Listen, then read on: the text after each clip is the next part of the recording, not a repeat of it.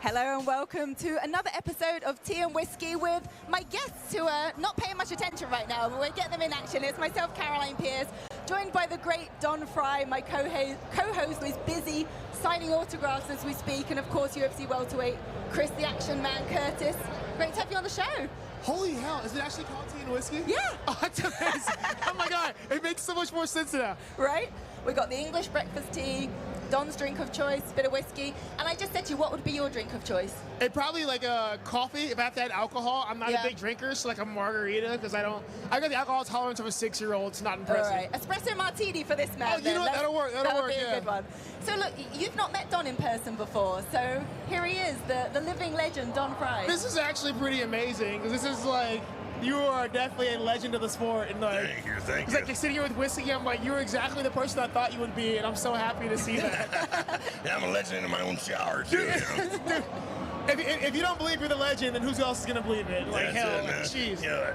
That's pretty cool, actually. Well, look, for both of you, we're here at the UFC X. I mean, it's insane, the fans that have turned out for this occasion. I know you've been doing lots of media duties, and Don, you haven't even been able to get from the bathroom to the stage without being stopped by about 100 odd people. How's that? I got out of the bathroom safely, so that was a good one. You know, yeah, I got mobbed on the way and when I was out, so I'm happy about that. We got you here safely. You hear stories about Las Vegas, you know. You're like the king of Las Vegas. It's like Elvis has arrived. No, it's crazy, man. You see, like, for me, it's really weird because, like, I'm meeting a lot of fans, like, oh, Chris Curtis, blah, blah, blah, I'm a fan. I'm like, you guys do realize it's Don Frye, right? Like, this is crazy for me. Like, guys, it's Don Frye. Like, That's it. You better pause this on is that. absolutely insane. So it's cool for me. Like, oh, Chris. I'm like, guys, I know. it's Don Frye. I love it. I love it. And look, I know you fight for many reasons, but one of the reasons is for the fans to put on a show. And the Action Man's your moniker, and you certainly put on a show. So to then meet the fans in person and the people that are buying the tickets, tuning in to watch you, do you feel like it makes it all worthwhile? Dude, it's things like this are like super. It's people. Somebody asked me earlier, like, oh well, don't you get tired of meeting, smiling and talking? I'm like, guys, hey, no one fights just to fight. Like, a big part, I don't care who you are, a big part of it is you fight, for the fans, for the recognition. At the same time, you get stuff like this, you get building full of people. I've met like 40 people from Ireland, like another 40 people from Korea. People from everywhere right now have shown up here because they love what we do. They love watching us. Win, lose, or draw, man. These are fans, and like interactions like this make all of this worth it. I could be fighting in bars still for like $20 and like a pack of Marlboro Reds. So like it's cool to like you guys making this possible. You guys pay my rent, and I love you for it. Thank you guys. Well, actually, at the Hall of Fame last night, Donald Cerrone stood up there and said, "I've made $10 million fighting for the UFC." And he was like, from where I come from, he said, you've changed my life. And he was giving thanks to the fans, to the UFC, for giving him the life that he has now. And, they're there to thank him, induct him to the Hall of Fame, but it works both ways. You guys don't understand. A lot of people don't understand. They're like, so I have my second kid on the way, my second son is due in October. Congrats. Right? Thank you. I have a son who's 15. When my son was 15, I just started fighting. He was 16 in October as well. I raised my son with like $20 to my name, terrified every day of like how I'm gonna feed him, how I'm gonna pay my rent, everything. This happened for years, man. Like, before I signed my UFC contract, I literally had like $73 in the bank. I'm like, all right, fun times. And now I've reached the point now, like, guys, I'm raising my second son. I'm not worried about my life. I can focus on fighting. I can enjoy my kid's childhood. So the UFC has changed my life, and a big part of the reason it changed my life is because the fans get behind it, the fans support it. So as much as the UFC is a big thing for us, like, if nobody watched this, if you guys didn't care, we'd be out of a job. So like, how can you not want to give back to the fans? Yeah, you can relate to that, Don. You've got daughters yourself. Absolutely, yeah. I got 2 daughters. They're mean as a two-headed snake. I'm scared to go home sometimes. Well, look, we talked about, you talked about fans from all over the world, but we've got fighters from all over the world fighting UFC 290 this Saturday night. South Africa, Australia, New Zealand, USA, of course. I mean, fighters from all over the world. It truly is International Fight Week, and it's being represented on Saturday night. Let's talk about Mexico. Let me not forget Mexico. Well, you can't forget Mexico. I know. At the press conference yesterday, I thought it was in Tijuana, Mexico. I mean, the cheers for Brandon Moreno and Yair Rodriguez were It's insane. crazy. This entire card is like New Zealand versus Mexico. I'm like, all right, Yeah. It's a strange rivalry to create, but I'm here for it. It is indeed. So let's start with, actually, do you know where I'm going to start? I'm going to start with your guy, I believe, Woodbury, Val Woodbury. Does he train with you? Yeah, my boy Val. So I met Val a while ago. He actually came out. He was, I brought him out to Vegas as one of my training partners for the Kelvin Gastelum camp. Really solid dude, man. Like, good dude, hard worker. Guy just wants to fight, wants to get better. Yeah. Val's one of those guys. You'll never see Val trying to point fight. Val wants to put on a show. Val wants to kill you or for you to kill him. And, like, I respect that deeply. Well, for those that don't know, Val Woodbury has stepped in on, 3 or 4 days' notice to fight Bo Nickel on the main card. He was at the press conference on the main stage yesterday. I mean, Don, when you're given those type of opportunities to make your UFC debut against an incredible wrestler in Bo Nickel, 1-0 in the UFC, you take those chances, right? Absolutely, you take it. If otherwise, 40 years down the road, you're gonna be regretting what you did with your life. Yeah. You take that opportunity if you just lost your damn arm in a car wreck or something. You're going to go for it. I love it. And I got one more. go on. That's what we were watching a fight one time. I said, "What the hell's wrong with that guy?" Well, he got poked in the eye. Oh, what? He's got another one. That's probably Sean's fight, actually, over the weekend. Yeah. That's a UFC fighter's mentality that I can't quite relate to, but I hear you. I mean, it's true though, man. Sometimes you gotta take risks. Like they say, Val's the biggest underdog in UFC history. Only thing is, guys, check it out. Like, I agreed for my first UFC fight on 24 hours notice. I got a call on Thursday. They're like, "Can you make weight tomorrow?" I was like, "Yes, I can." It's up a weight class. It got pushed back 2 weeks, but I went into that fight. I was like plus 500 something. I was the biggest underdog on the card. They're like, "Oh, you're never gonna win. He's never gonna win that fight." I knocked that guy out and I changed my life. Like, Yeah. Don is entirely right. This is an opportunity that if you don't take, you'll never, that'll haunt you the rest of your life. And I'm somebody, I want to leave the sport. Like, I've always said I don't have to be a champion. I don't have to be the best guy. I'll be happy leaving this sport knowing I took risks and I went as far as I can go. If I get to the top, cool. If not, I can accept that so long as I got as far as I can go. The opportunities like this are what give you that chance to see, like, how far can I go? Yeah, and it's not an easy first fight. Bo Nickel has so much hype around him. Don, we talked about Bo Nickel back in March, didn't we? And you understand when you come in with that wrestling pedigree that he has. I mean, in some ways he's got more to lose because he's preparing for Tresean Gore, and now he's got this guy who probably has only just managed to watch a little bit of tape on this week, and his name's on the line, basically. Oh yeah, but his name is on the line. But once again, it's just like being in the Las Vegas Invitational Wrestling Tournament back in college, or being at the national tournament. You don't know who your next guy is going to be, so you don't waste all your time preparing for this and this. It's it's a crapshoot, and you just prepare yourself, to be the best you. Yeah. And you don't worry about him being the best him. You want to be the best you, and then you destroy his best. That's all you can do. What's Val's wrestling like? I mean, here's what I tell guys. Val's like 5'7". It's really hard to double like a fire hydrant. Like, he's 5'7", and the dude's carved from granite. It's really hard to double like a fire hydrant. Fire hydrant, I like that analogy. So look, we're going to be looking out for that one on the main card. I've just loved his energy all week. He's approaching this like someone that's, like we talked about, just been given the opportunity to change his life. He said he wanted to be here for a long time. He's got, he's 7-0.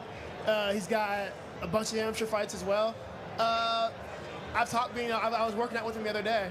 We talked, man, so I told him, bro, this isn't you taking your opportunity. This isn't someone giving you a handout or a chance. You've earned your shot. Treat it like it. You've got more experience. You've grinded for this longer. Bo's got a huge wrestling career, but he hasn't been training to fight. I'm like, Val, you've been training to fight for years. You've done everything you can to get this. It's not a handout. You earned your spot. He's in there with you. Yep, 7-0, definitely earned his spot. Let's talk about the top of the card. We've obviously got 2 title fights we're being treated to. The first one in the featherweight division between Alexander Volkanovski taking on the interim champion, Yair Rodriguez. Both made weight this morning. The fight's on. It's the unifying of the belts. But Alexander Volkanovski is making his 5th title defense. His last fight was a loss, but up at lightweight with a really good fight against Islam He didn't lose that Makhachev. fight. And many didn't think he lost that fight. Exactly. It was we could well be talking about a double champion, but when someone's got the IQ of Alexander Volkanovski, but they're taking on someone with the creativity, the fight IQ taking on the creativity, who knows what he's going to do in Yair Rodriguez. How do you see this one going down, or both of you? Yeah. It's weird, man, because like you said, you got the creativity of Yair Rodriguez, but I think Volkanovski is probably one of the smartest guys in the sport right now. But on top of it, so normally you would say like, okay, well, who's got the better basics?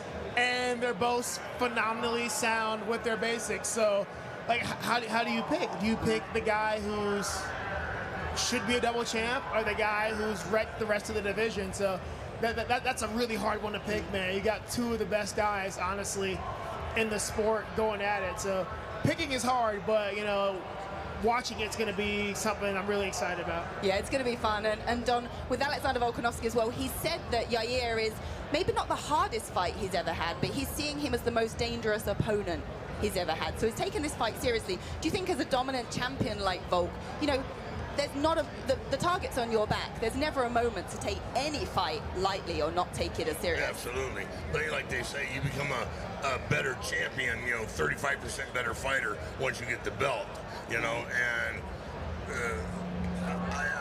he's just a machine, you know, like back when in the 80s, I know it's scary, but last century, you know, in the 80s, the Russians, you know, we would drill something 1,000 times. The Russians would drill them 100,000 times.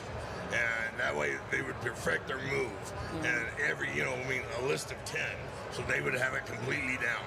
And that's what Volkanovski has. I mean, the guy's just a machine. Yeah. The thing is, you know, when he starts talking with that Australian accent, I just giggle my ass off. I think it's the funniest thing. Well, there's actually 5 Australian, New Zealand fighters on this card on Saturday night. But we saw what Yair did to Josh Emmett, the choke that he finished that fight with. That entire fight was tragic. You didn't. It was like, man, like he looked so good in that fight. And Josh Emmett's a dog, and like that was, I think that was the fight when Yair showed everyone like, hey, this is serious, because like Josh Emmett's a freaking dog, man, and like his movement and shot placement, shot selection in that fight was next level. So that's concerning. Well, it got him the interim belt and it got him the title shot. But what I was going to say is he finished it with the submission. But we've seen how Alexander can get out of submissions. You just got to watch the fight with him and Brian Ortega, and his face was going blue. But you know, he hasn't got much of a neck, so. I mean, I don't know. I still to this day don't understand. As someone who's got no neck, I'm deeply impressed with Volkanovski's ability to not be choked there. I'm just like, bro, like that's not having a neck, but like that's just toughness, man. I think it's people something like with this fight especially. I'm not saying Yair's not tough, but Volkanovski is just a tough, hard human being, and maybe just like being from New Zealand and like rugby player and being a girl dad, he's just like, well, from Australia, same part of the world. Girl dads, man, I'm telling you, like makes them hard inside. They gotta be out there. And he trains with that city kickboxing team in New Zealand with the likes of Izzy and the Dan Hooker there. I mean, just they come in force. Tough dude, man. So it's hard to kill something that won't die. Yeah. Absolutely. Well, let's take a look at the co-main event. It is our second title fight of the night. Brandon Moreno, if he wins, will be his first successful title defense as he takes on Alexandre Pantoja. And Pantoja's the guy that's beaten him twice, albeit in 2016 in TUF, 2018 in the UFC before Brandon got cut. But in terms of mindset, and I'll come to you, Don, when he's evolved, he's a completely different fighter, he's a champion now, they're both evolved. But when someone's had your number on 2 occasions, what does that do for your psyche and your mindset going into the cage with them once again? It'll mess you up, you know. It's like waking up with the wrong woman, you know, when you come home from the bar. And this is what I have to deal with, Chris.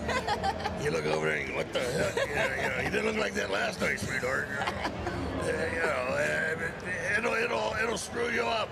But like I said, you're technically the better fighter mentally and emotionally by 35% when you're the champion. And I think Moreno, he's smart enough to where he can change his game plan. And I'm putting my money on him. Okay. What about you? Even with 2 losses, I think Brandon Moreno as a champion is not the same Brandon Moreno that lost those fights. Like, he's definitely one of those guys, you've seen him come back since his return, and he's a very, very, very different fighter. He's mentally stronger, he makes better decisions, his skill set has been fleshed out. So yeah, this guy's got he's got 2 wins over him, but I think he got 2 wins over Brandon that wasn't the champ. Like, after watching him fight Figueroa, like, this is a different Brandon. Like, you take this Brandon versus the one that fought on Tough, even the one that lost after that, this Brandon runs through him in a round and a half tops. So, right.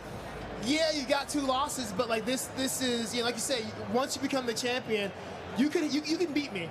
But if I've gone out, become a champion, and I fought, I beat better guys, I beat the guy that was the champion, you're not looking at the same guy anymore. And I gotta go Brandon Moreno, man. Like, he's feeling himself, he's earned it, he's been through the fire, he's battle tested. A lot of guys listen to the same guy twice and would have broke him, and you see his career fall off. What did Brandon Moreno do? He went out and picked up a belt. Yeah. So I don't think that's going to play in. Like, he's a different guy now, and he knows he's the best guy in the world. I think he's going to go out there and he's got a point to prove. Okay, well, it's clear who you think is going to win that one. I love to hear it. Before we let you go, because I know you've got a million things to do. I have no idea what I'm doing today. I'm just here, guys. There's someone over there that needs you, so you got places to be. What's next for you? You told me you've got a fight booked now for September? Yeah, September 16th. I've got Fluffy Hernandez. I wanted to rematch Imavov, but I can't go to Paris right now. Right. Kid on the way, I can't go to Paris. So hopefully I'll catch him. Probations are bitch, right? Yeah, that's it. We'll talk about that. Yeah, it's nothing they can prove, but I'm not gonna take that risk. But yeah, so I'm in Vegas, September 16th. Got Fluffy Hernandez, man. It's gonna be a good wrestler, dog fighter. So hopefully we go out there, we spill some blood, we beat each other up, and it's gonna be a good time. Look forward to it. I know when you're fighting, there's always a lot of action. So have a great camp. Enjoy the rest of fight week, and I appreciate you guys for having me. It's awesome meeting you again, man. It's an honor. Seriously, I appreciate it so much. And yeah, thank you guys. And there really is tea and whiskey. That's amazing. Yeah. There you go. We'll let you go, Chris. Thank you so much. Thank you, guys. Thank you, sir. All right, there he is, the action man, Chris Curtis. And of course, plenty more to talk about regarding UFC 290 as we continue with the show. Got the leather waistcoat there. Fans waiting for him. All right, Don. So we just talked about the co-main event, and of course, pardon? I said, I think he took my watch. Oh. Quick, get him. Talking about the co-main event, and obviously Chris is high on Brandon Moreno, the champion, so he should be, but the support that Brandon has here from his Mexican fans, I actually think that Pantoja was kind of surprised by the boos that he was getting. He said in the press conference, like, hey guys, like, I'm a nice guy, like, I respect him. And I wonder how much, if at all, that's going to weigh on him as a fighter. What do you think? Yeah, that happened to George Foreman when George fought Muhammad Ali, in Zaire. Way back in the 70s, which you won't understand. And he says, I'm black too, because they were saying, Ali, Bumaye, kill him. Yeah. He goes, come on, people, I'm the same color. Well, it can make he couldn't figure out, and it hurt his feelings, and it screwed him up. Well, I was going to say, it could go one of two ways. You could either, Brandon Moreno in his last fight against Figueiredo was in Brazil on Figue's home soil, and they were throwing things at him as he left the arena, but he still got his hand raised that night. So I think it can either motivate you, it's like, I'm going to prove everyone wrong, or like you say, it can really get into your head. Have you had experiences of being booed by the crowd at any of your fights? Do you remember? Oh, yeah. I it goes way back to high school, wrestling in high school at the Benson tournament, Manny, I think it was Manny Fernandez, he's a local boy, and they were booing me, and I loved it though, and then when I was in college and at Faroki State and we wrestled against Nebraska, we'd go out onto the sidelines and they'd start kicking me, They were actually kicking you? Yeah, they were kicking me, but I loved it, I reveled in being the bad guy. I had a fun time doing that. in pro wrestling over Japan. Yeah, we could go one or two ways, like we said, and lots more fights to look forward to as well on Saturday night. One that I'm very much looking forward to is the Reaper Robert Whittaker taking on Dricus du Plessis, Australia versus South Africa. Like we said, truly international. This is a really pivotal fight in the middleweight division because, of course, the winner hasn't been promised as such, but is very likely to be the next one to fight Israel Adesanya for that middleweight title. Now, of course, Robert Whittaker has fought and lost to Izzy before. I mean, he's the only man, you know, so basically Whittaker's gone 12-0 against middleweights not named Israel Adesanya. So, you know, he wants that fight back. He wants a third fight. For Dricus du Plessis, I mean, he's now, 5-0 in the UFC. He's taken out the likes of Darren Till, Derek Brunson, and he's a real brawler. You know, he's a tough fighter. But Robert Whittaker has been a champion. He's probably one of the most skilled fighters in the UFC, but is fighting someone that wants a dogfight. When you put those two things together, the skill set of Whittaker and the dog in du Plessis, what do you get? You're gonna get a hell of a fight is what you're gonna get. You know, I'm a big Robert Whittaker fan, so I don't care if he fights a broom's handle, you know. I'll be there cheering on him. And I think it'll be, hopefully, I don't want to curse it, but you know, it's got the makings to be the fight of the year. Yeah. You know, if they don't screw it up, kind of like the last fight with John Jones against Gane. Hell, I thought it'd be a good fight, but it looked like they had to get an electric cattle prod to get Gane's off the bus. You know, he's scared to death. So you said they ruined it by John finishing it so quickly. We didn't give us the fight you wanted to see. I didn't hear a thing you said, baby. I just said, so you feel like John ruined it by finishing it so quickly, so we didn't get to see the fight that you wanted to see. Yeah. Well, that's one take on it. But look, Dricus du Plessis, he's just had, so fun fact, he's just had nose surgery. He feels he can actually breathe through his nose for the first time in a long time, because typically in his fights, he breathes very heavy, and everyone's been very critical of his cardio, but he said it's just that South African style, we just keep coming forward, but now he can breathe out of his nose. It's got to make quite a difference, right? It makes a hell of a difference when you breathe out your nose, I'll guarantee you that. Yeah, it's, you know, it's, your mouth is like this, got this little bitty hole, you know, you get for this big old body. It don't work that good, you know. So if you get two more ways to go, you know, you get to see a little bit. You know, it'll be like having a new lung. There you go. So I'm excited to see what form of Dricus we see.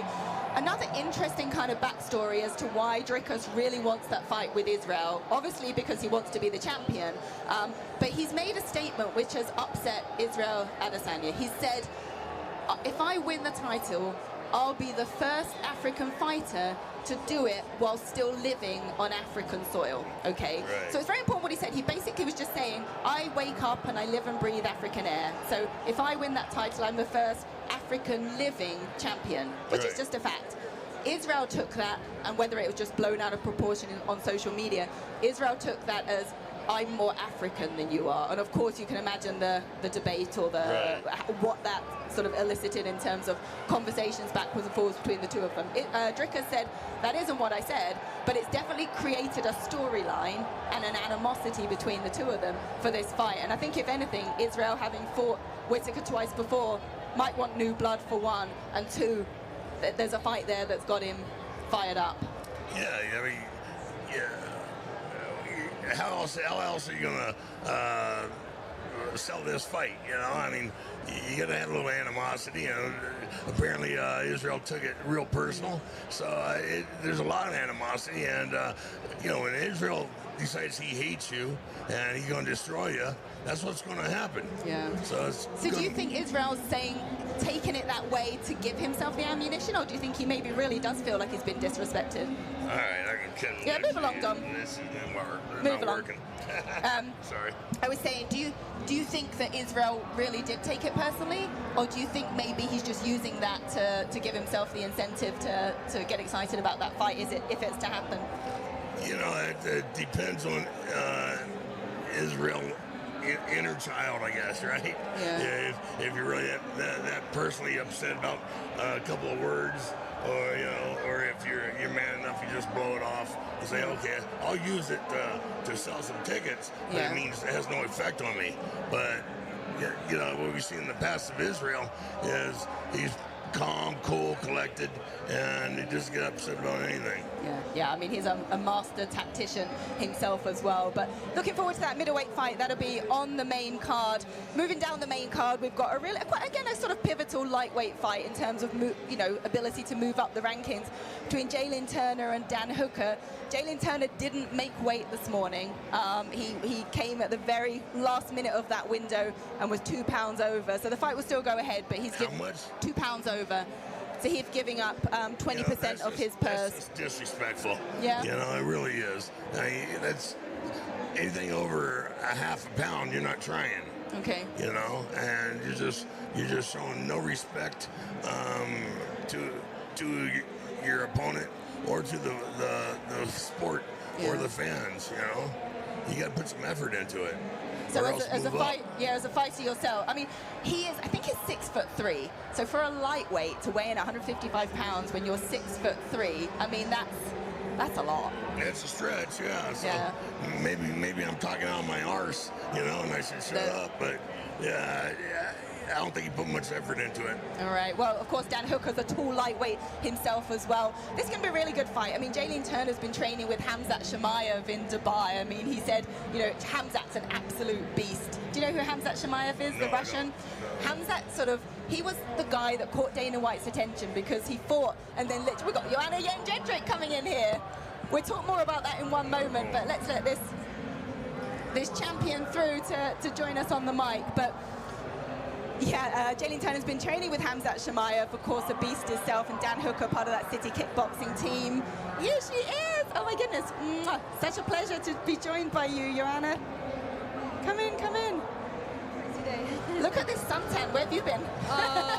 Egypt, Greece, and in Vegas. I came a few days early. I brought my family, so we had a blast in Vegas. But now it's time to work a little bit. Yeah. So I know, retired life is fun, isn't it? All I need in life is God, family, and son, and there something. That's it. Well, it's certainly treating you well. Have you met Don Frye before? Yeah, we've met before. I think we've met. It was backstage at a Vegas fight, and I come up and say hi to you, and you just kind of blew me off. So No way. Yeah. Impossible. You looked at me like, who's this idiot in this hat? I don't want to buy any screws. It's like, get away from me. No, it wasn't like this. For sure not. Yeah, you blew me off, you spit on me, and you walked away. This is the sweetest lady outside the cage. Sweetest lady outside the cage. I don't imagine she did that, but good to have you guys reacquainted as well. Thanks for joining us on Tea and Whiskey. Don's got the whiskey, I've got the tea. Where's my whiskey? Well, I don't know. you're on the Monster Energy drink by the looks of it. What's your drink of choice? Second. What's your drink of choice? Drink of choice, coffee all day long, but I can't sleep after I drink coffee because I think I have ADHD, you say? So if you drink coffee, it's even stronger. It's higher, but I'm full of energy all day, but I love coffee. Coffee and water. It's so funny because Chris Curtis just said exactly the same thing. It's like, I just drink coffee. I just have a coffee. But my favorite cocktail is, I think, Moscow Mule. Now because of the war in Ukraine, we call it Kiev Mule, Okay, I like it. But look, obviously apart from the traveling and spending time with your family, in retirement, are you enjoying it? Being amongst International Fight Week, is there any sense of, maybe I wish I was still doing this? I'm super busy. No time to honestly enjoy myself. I had the surgery 8 weeks, so I'm trying to get back in shape, but I still need a few months to really get back to any training. It was really big medical procedure. Remind us the surgery, what was it? It's my shoulder surgery, but it's good. I love sports so much that's why I decided to have a surgery, because I want to race. I want to do Dakar race in 2-3 years. The what race? A Dakar race on the desert in Africa, so definitely, Fantastic. I was about to ask you actually, I said, are there any other sports that you might foresee yourself competing in the future? But in terms of martial arts, would you compete in I see myself competing in a ADCC or no-gi competition. I really love, my background is Muay Thai, but I love Jiu-Jitsu so much, and it's it's a deep desire, you say. Yeah, you can learn and learn and learn over and over. But I would love to definitely compete one day on ADCC competition.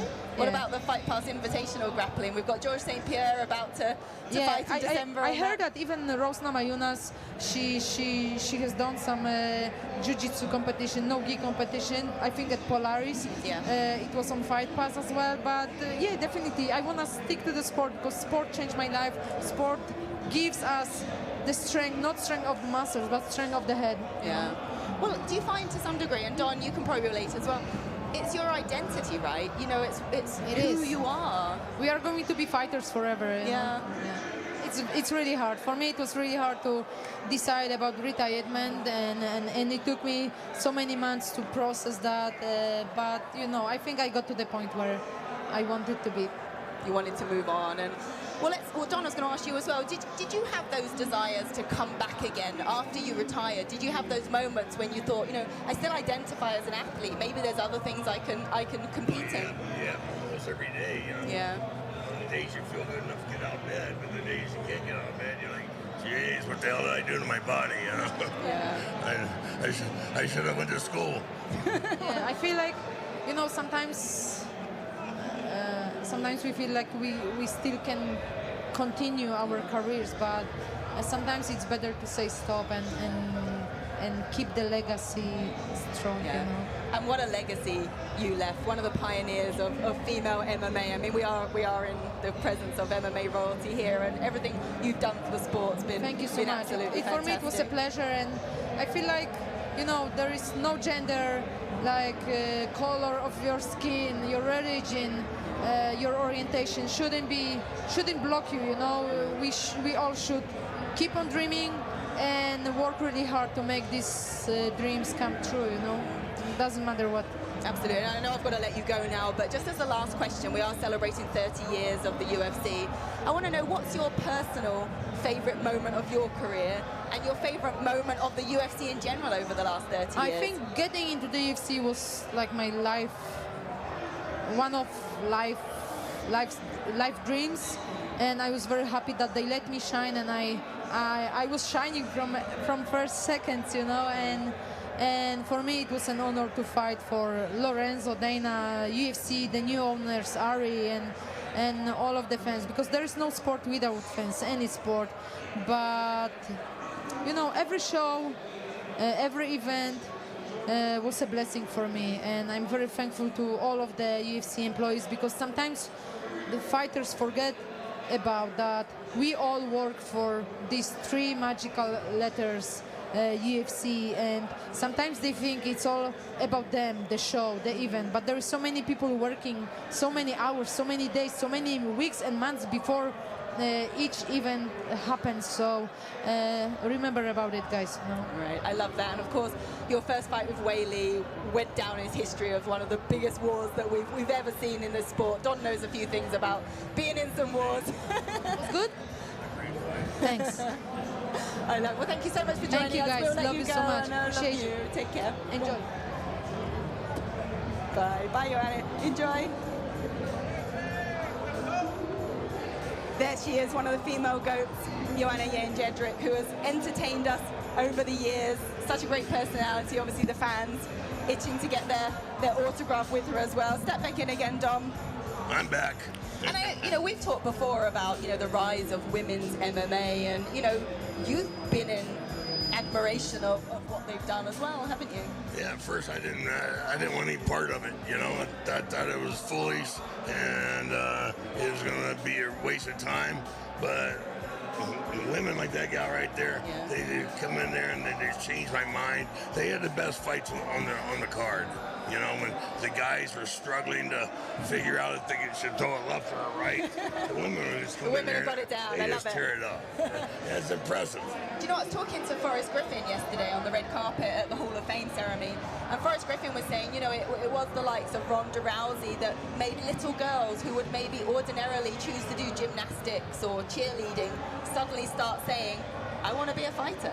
The role models, Joanna, Ronda, Misha Tate, Amanda Nunes, You know, there's all these women that are now role models for younger women to get into the sport. So the depth of the women's divisions is just going to get stronger and stronger.